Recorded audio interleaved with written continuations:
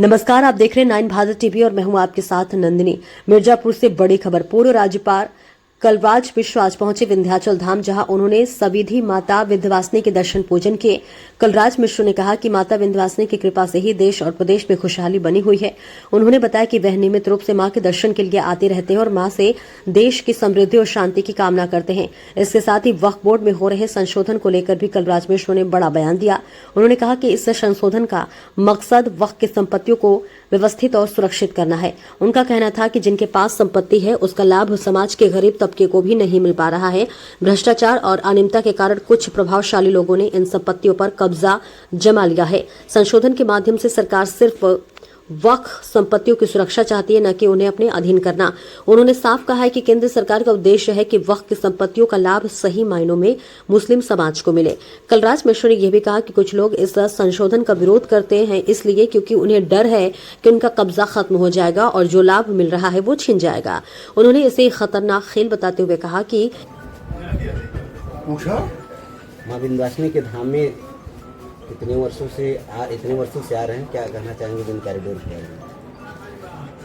मां विंध्यवासिनी का मैं लगातार दर्शन करने आता रहा हूँ। मां की विशेष कृपा रही है और मां के कृपा और आशीर्वाद से ही पूरा देश और प्रदेश चल रहा है।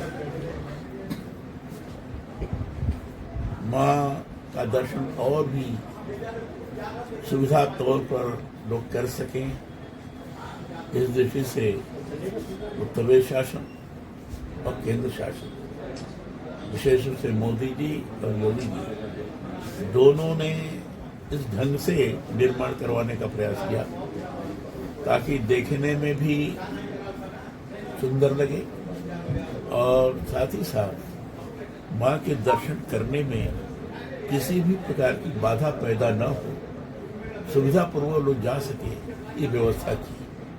कॉरिडोर उसी व्यवस्था का एक जबरदस्त अंग है और निश्चित रूप से इस व्यवस्था के कारण आम लोगों को बड़ी सुविधा प्राप्त होगी। आप तो संकरी गलियों से भी होकर गए थे। हाँ, मैं तो बहुत पहले प्रारंभ से जाता हूँ। वक्फ बोर्ड के बारे में क्या कहना? वक्फ बोर्ड, सही बात तो ये है कि वक्फ बोर्ड के अंतर्गत जितने संपत्ति है, जो व्यवस्था है, उसको सिस्टमेटाइज करने की दृष्टि से इस बार का संशोधन आया था। व्यवस्थित तौर पर उसको रखा जा सके,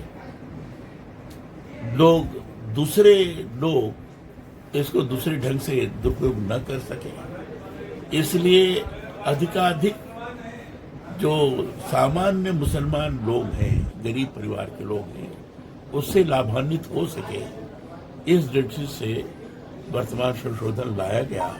और जितना भी इसमें पूर्व में भ्रष्टाचार या जिस ढंग से अनियमित तौर पर वो चल रहा था, वो लोगों के मन के अंदर एक अविश्वास का सृजन कर रहा था, वो व्यवस्थित हो जाए, उस दृष्टि से संशोधन लाया गया। लेकिन ऐसा क्यों विरोध हो रहा है, आज तक मैं समझ नहीं पाया।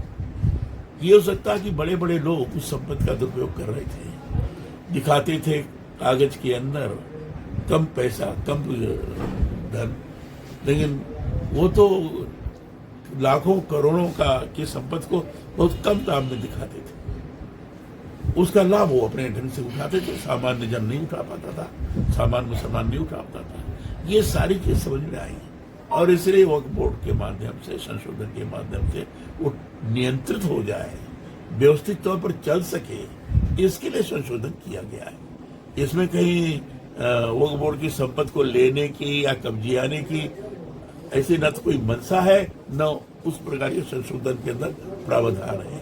जो इस प्रकार की भाषा का प्रयोग कर रहे हैं, गलत कर रहे हैं। मदरसे ठीक से चलेंगे, आपका ईदगाह ठीक से रहेगा, मस्जिद ठीक से रहेगा, उस पर किसी भी प्रकार की कोई हस्तक्षेप नहीं है।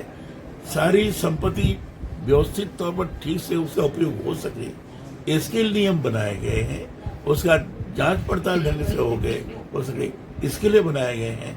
उसके अंदर पारदर्शिता बनी रहे, सामान्य मुसलमान को भी लगे कि हाँ सही तौर पर उसका उपयोग हो रहा है, इस दृष्टि से संशोधन किया गया है। जो बड़े बड़े लोग इसका विरोध कर रहे हैं, उनको लगता है कि अगर ईंधन से रहा ठीक ठीक नहीं है। दूसरी दृष्टि यह है कि इसी को धार्मिक मुद्दा बनाकर लोग मुस्लिम वोटों का ध्रुवीकरण का प्रयास कर रहे हैं, जो उपयुक्त नहीं है, बड़ा खतरनाक खेल है ये।